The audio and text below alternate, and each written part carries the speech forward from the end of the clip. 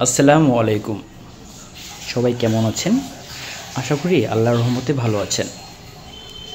আজকে আলোচনা করতে যাচ্ছি ইউসুফ জুলেখা সম্পর্কে, তাদের কাহিনী নিয়ে।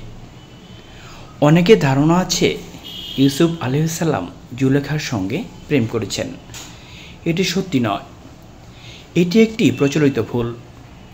জুলেখার এক পক্ষীয় প্রেম ছিল। জুলেখার সঙ্গে ইউসুফ আলাইহিস সালামের বিয়ে হয়েছিল কিনা এই বিষয়ে কুরআন ও হাদিস থেকে স্পষ্ট কিছু জানা যায়নি। তবে কোনো কোনো মুসাফির উল্লেখ করেছেন স্বামী ফিরের মৃত্যুর পর এবং তওবা করার পর ইউসুফ আলাইহিস সালামের সঙ্গে জুলেখার বিয়ে হয়েছিল।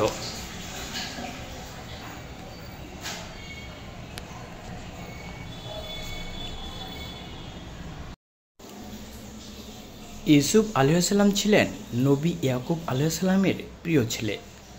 তার নামে কুরআনে স্বতন্ত্র একটি সূরা আছে। সেখানে তার জীবন কথার বিস্তারিত বর্ণনা রয়েছে। তারা ছিলেন 12 ভাই। ইয়াকুব আলাইহিস সালামের 12 ছেলের মধ্যে প্রথম 10 ছেলে প্রথম স্ত্রী লাইলা বিনতে লাইয়ানের ঘরে জন্ম লাভ করেন। তিনি মৃত্যুবরণ করলে তার বোন রাহিলাকে বিয়ে করেন ইয়াকুব আলাইহিস সালাম। তার ঘরে জন্ম নেন ইউসুফ আলাইহিস সালাম ও বেনিয়ামিন। ইউসুফ আলাইহিস সালাম ছিলেন খুবই সুদর্শন। বাবা তাকে অন্যদের চেয়ে বেশি ভালোবাসতেন। ইউসুফ ছিলেন মাহারা এতিম বালক এবং ভাইদের মধ্যে ছোট। পবিত্র কুরআনে ইরশাদ হয়েছে, ইউসুফ তার বাবাকে বলল, হে আব্বাজান, আমি স্বপ্নে দেখেছি 11টি তারকা আর সূর্য ও চন্দ্র তারা আমাকে সেজদা করছে। ইউসুফের প্রতি বাবার অতিরিক্ত ভালোবাসার ব্যাপারটি অন্য ভাইয়েরা মেনে নিতে পারতেন না। তারা হিংসায় জ্বলতেন। ইয়াকুব আলাইহিস সালাম তাদের মনোভাব বুঝতে পারতেন, তাই ইউসুফকে চোখে চোখে রাখতেন। একদিন তারা ইউসুফকে জঙ্গলের এক কুয়ায় ফেলে দেন। বাড়ি ফিরে বাবাকে ইউসুফের মৃত্যুর মিথ্যা সংবাদ দেন তারা। সেই কুয়ার পথ ধরে ফিরছিল একটি কাফেলা। কুয়া থেকে বালতি উঠাতেই ফুটফুটে সুন্দর ইউসুফকে দেখতে পায়। তারা তাকে মিশরে বিক্রি করে দেয়। মিশরের মন্ত্রী কিতফির তাকে কিনে নেন। একসময় যৌবনে পা রাখেন ইউসুফ আলাইহিস সালাম। রূপ ও সৌন্দর্যে ভরপুর ছিল তার যৌবন। চেহারা ছিল চন্দ্র ও সূর্যের মতো। মিশরের মন্ত্রীর স্ত্রী জুলেখা, তিনি ছিলেন ইউসুফের প্রতি বরাবরই বিমোহিত। তার রূপে আকৃষ্ট হয়ে পড়েন তিনি। নিজের মনের নিয়ন্ত্রণ হারিয়ে ফেলেন। ইউসুফকে খারাপ কাজের প্রতি আহ্বান করেন, কিন্তু তিনি তা প্রত্যাখ্যান করেন।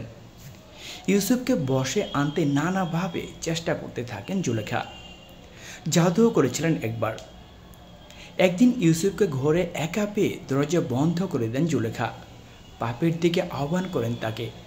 আল্লাহর ভয়ে তিনি তা প্রত্যাখ্যান করেন। দরজার ওপাশে আজিজে মিসর, কিতফির ও জুলেখার চাচাতো ভাই দাঁড়ানো ছিলেন। জুলেখা ইউসুফের উপর অপবাদ দেওয়ার চেষ্টা করলেন। সত্যতা যাচাইয়ে ছেঁড়া জামার প্রমাণ পেশ করা হলো, কিন্তু জামার পেছন দিক ছেঁড়া থাকা জুলেখা অপরাধী সাব্যস্ত হলেন। এই ঘটনা কুরআনে বর্ণিত হয়েছে এভাবে, সে ইউসুফ বলল, সে আমার থেকে অসৎ কর্ম কামনা করেছে। তখন নারীর পরিবারের এক সাক্ষী সাক্ষ্য দিল, যদি তার জামা সম্মুখ দিক থেকে ছেঁড়া হয়ে থাকে তবে নারী সত্য বলেছে আর সে মিথ্যাবাদীদের অন্তর্ভুক্ত। আর যদি তার জামা পেছন থেকে ছেঁড়া হয়ে থাকে তবে নারী মিথ্যা বলেছে।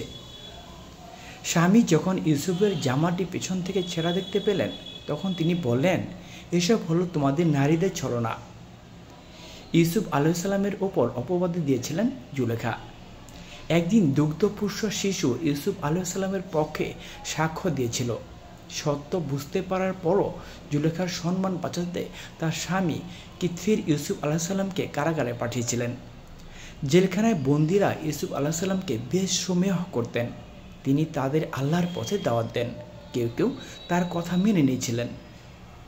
সেই স্বপ্নের অর্থপূর্ণ ব্যাখ্যা কেউ দিতে পারছিলেন না। জেলবন্দি ইউসুফ আলাইহিসসালাম সেই স্বপ্নের ব্যাখ্যা দিয়েছিলেন। বাদশাহ বেজায় খুশি হন, তাকে মুক্তি দেন। পরে তিনি মিশরের খাদ্য ভাণ্ডার ও ব্যবসা বাণিজ্য পর্যবেক্ষণের দায়িত্ব পান।